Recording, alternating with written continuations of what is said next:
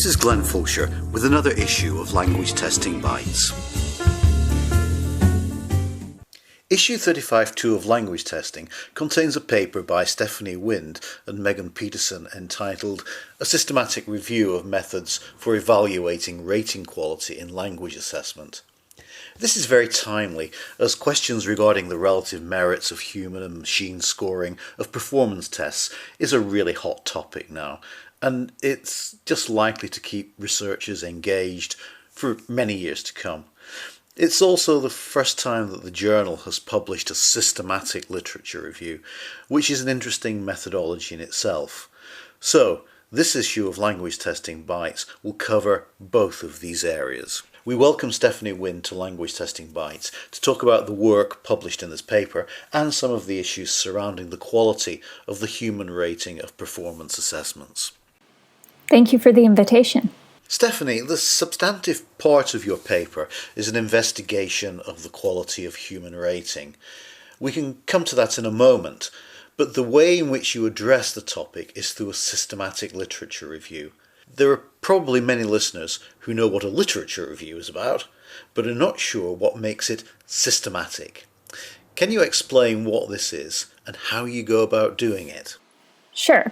A systematic review is a type of literature review organized around a research question or set of research questions. And when researchers conduct systematic reviews, they have to start by specifying ahead of time the specific methods that they're going to use to identify relevant materials that will be included in the review, how they're going to evaluate those materials, and then how they're going to synthesize the information that they find in order to help them address their research question. We can think of it kind of in contrast to more traditional types of lit reviews. So systematic reviews are kind of less about discussing the literature like we would normally see in a typical literature review, and more of a methodological tool that researchers can use to summarize, evaluate, and then communicate the results across a large body of research. Thank you for this explanation. I'm sure that the use of systematic reviews is going to increase in social science research, even though it's still quite rare. Now, your review is conducted within a theoretical framework which identifies two traditions. One you call the observed ratings tradition, and the other the scaled ratings tradition. These two categories inform the coding system that you use in the review. Can you tell us what these categories are and precisely how they informed your literature review? Yeah, so we adapted our framework from a framework that George Engelhard presented in his 2013 book called Invariant Measurement. In that original presentation, George used a framework that helped him classify different approaches that researchers use when they do measurement in the social sciences. And so he used two broad buckets to sort of classify approaches to measurement. The first one was the test score tradition. When researchers use the test score tradition, they're focused on total scores and decomposing those total scores into sources of error and true scores. Like a classic example would be the classical test theory model, or many of the applications of generalizability theory. The second broad category is the scaling tradition. And so the scaling tradition refers to approaches when researchers are applying some sort of transformation to the observed scores to get estimates on a linear scale.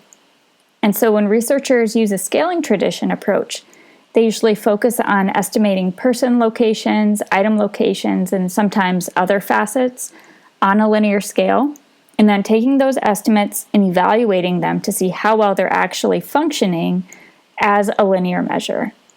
And so a well-known example of a scaling tradition approach would be an item response theory model or a Roche model. So these two approaches kind of reflect the two main ways that people are thinking about measurement in the social sciences. And if you think about it, they really reflect sort of different values or different perspectives about what counts as evidence of good psychometric quality, or what researchers are looking for when they evaluate measurement procedures. And so in this systematic review, Megan and I took this framework and we adapted it to help us understand how language assessment researchers were carrying out their rating quality analyses, or in other words, what do people care about when they're looking at ratings? And so, to be more aligned with the language testing audience, we changed the labels for these two traditions from the original presentation so that they were more directly related to ratings, but the basic ideas are the same. So, the test score tradition became the observed ratings tradition because this approach reflects a focus on the actual ratings or the observed ratings on the raw score scale or sums of ratings on the raw score scale. And so approaches to evaluating ratings that fall within this category would include things like rater agreement studies and rater reliability analysis. And so researchers who use methods within the observed ratings tradition are focusing on identifying sources of error among the ratings. On the other hand, the scaling tradition became the scaled ratings tradition.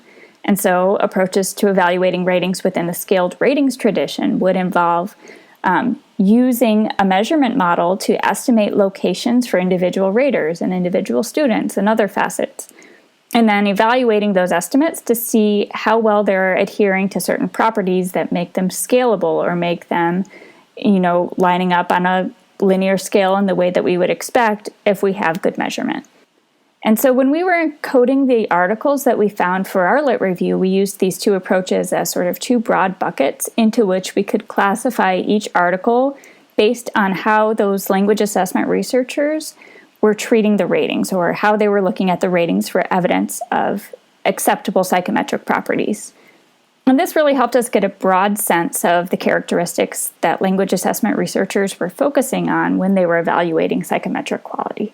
Are there any other key features of the methodology that might be of interest to language testers who are interested in conducting similar studies in the future?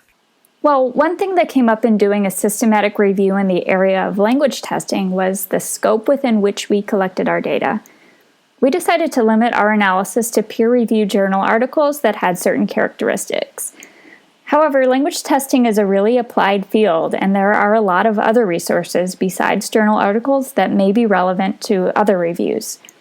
For example, many large-scale language testing programs, like ETS, for example, produce technical reports that could include relevant details for a systematic review, just depending on the research questions.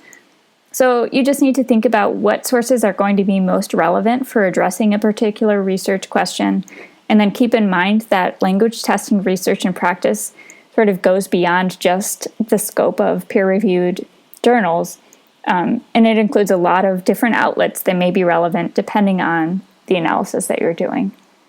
So let's come to the findings, which I'm sure that most of our listeners will be really interested to hear about. What are the main approaches to evaluating rating quality in the literature? And did these differ depending on whether the raters were scoring writing or speaking samples? Okay, well, we found that over all of the language constructs that we examined, researchers were pretty much using either rater reliability studies or a Roche model analysis to evaluate rating quality. For writing assessment specifically, we saw an emphasis on rater reliability studies, which, if we go back to that theoretical framework that we used, reflects an observed ratings tradition. And then when we looked at the results for speaking assessments, the results were actually pretty interesting because we found that researchers who evaluated rating quality for these assessments did so using the scaling tradition exclusively. And then within that approach, they focused on the Roche model in particular. It is important to note, though, that we were only able to identify a handful of studies of speaking assessments where researchers were actually evaluating rating quality. And so our findings might not reflect the scope of what people are actually doing in practice for evaluating raters in these types of assessments. In the discussion that follows, you make it clear that when you talk about the quality of ratings, you specifically mean psychometric quality, which you acknowledge is primarily addressed in standards documents as an area of reliability. To address issues of validity, it seems to me that different kinds of evidence would be needed. In particular, data that would show whether the scores awarded by a rater varied as a direct result of their application of the construct definition as contained in a rating scale, for example. I ask this question because I am sceptical about whether a definition of quality as consistency, either with other raters or with a measurement model, exhausts the definition of quality in human ratings. Yeah, you're totally right. So if you look at the 2014 edition of the AERA, APA, and NCME standards for educational and psychological testing, you'll see that the standards really only discuss rating quality under the umbrella of reliability. This sort of reflects an emphasis on consistency across different raters as evidence of psychometric quality, which if we use our framework, that would reflect the observed ratings tradition. In this paper, we discuss how, although it is really nice to have evidence of consistency across different raters, that evidence of consistency is not sufficient in itself as evidence of psychometric quality. And so when you think about raters and ratings, there are kind of two perspectives that we see in research related to rating quality. One is to treat individual raters like they are rating machines, where we just want raters to operate as perfectly exchangeable mechanisms that are going to assign the same rating to any performance that any other rater would assign to that same performance. And so this perspective reflects most of the approaches in the observed ratings tradition, and it seems that this is what's emphasized in the standards chapter on reliability. The potential problem here is that just because we see evidence of rater agreement or rater consistency, that doesn't tell us that raters are agreeing or being consistent with regard to things that matter, concerning validity. And so the challenge that we've seen from previous research is that even when raters are given extensive training, they're still going to disagree. So what can we do about it, knowing that this is going to happen? The second perspective kind of addresses this. So as an alternative to thinking of raters as rating machines, we can think of raters like rating experts. And so from this perspective, it is still, of course, desirable and a good thing to have consistency across raters. But what's more important is that we have consistency within raters, and we have evidence that raters are demonstrating properties that match what we expect to see based on our theory of measurement. And so this perspective says we should still train raters, but focus more on making sure that their interpretations are aligned with the intended interpretations or the things that are construct relevant for a particular assessment. After that, it's okay if the raters don't always agree. What's more important is that raters are invariant or consistent in their severity for all of the performances that they rate, regardless of test taker subgroups and other construct relevant characteristics. And so when this happens, we can control for differences across individual raters that take into account meaningful or construct relevant differences in severity in a meaningful way, rather than just forcing raters to agree. Of course, in order to make this kind of adjustment, you have to have a lot of things fall into place. So you have to have evidence of acceptable model data fit to whatever model you're using to make those adjustments. Usually this is evidence that raters are invariant across student performances with different levels of achievement or different subgroups, whatever you're looking at. And also you have to make sure that you have certain design characteristics in place. So raters have to be scoring some performances in common with other raters to make sure that you can make that adjustment in a meaningful way. But even if you have all these nice properties, rater invariance, model data fit, all of these things, you really can't know for sure that ratings mean what you think they mean.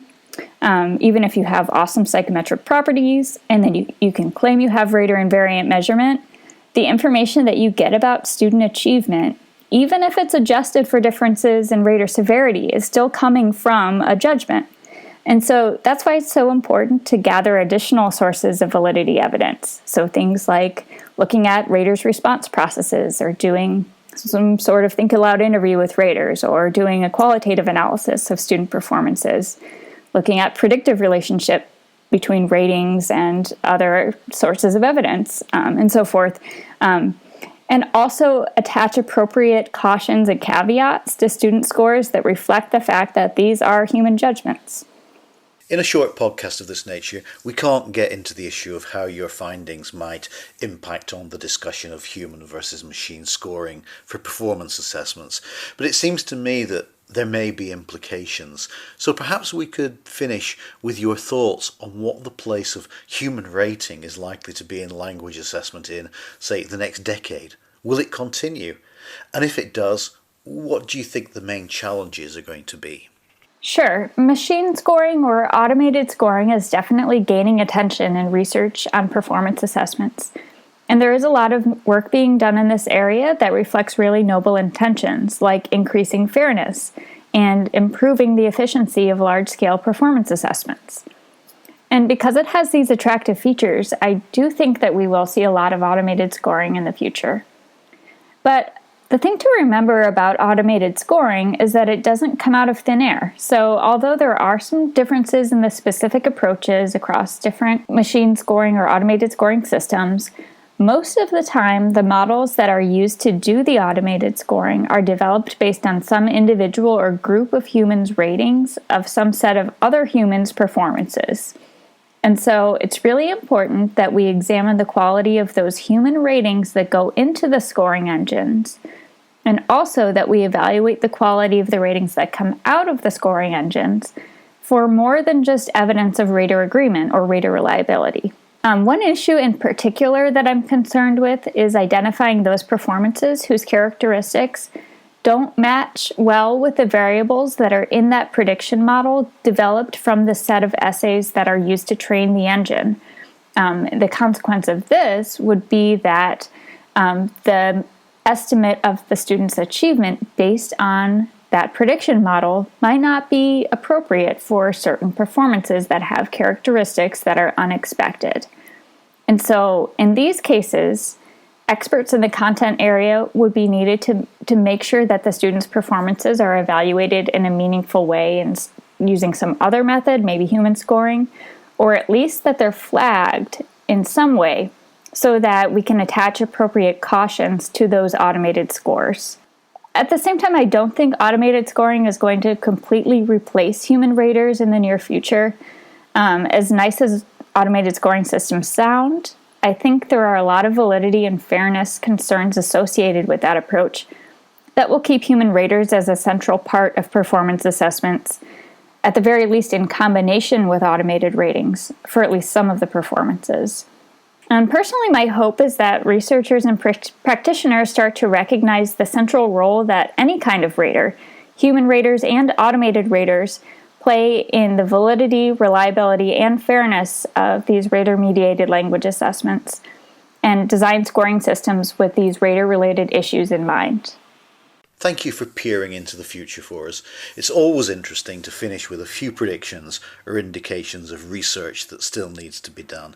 And thank you for joining us on Language Testing Bytes to talk about your research and share the insights that you've brought to the field. Thanks for having me.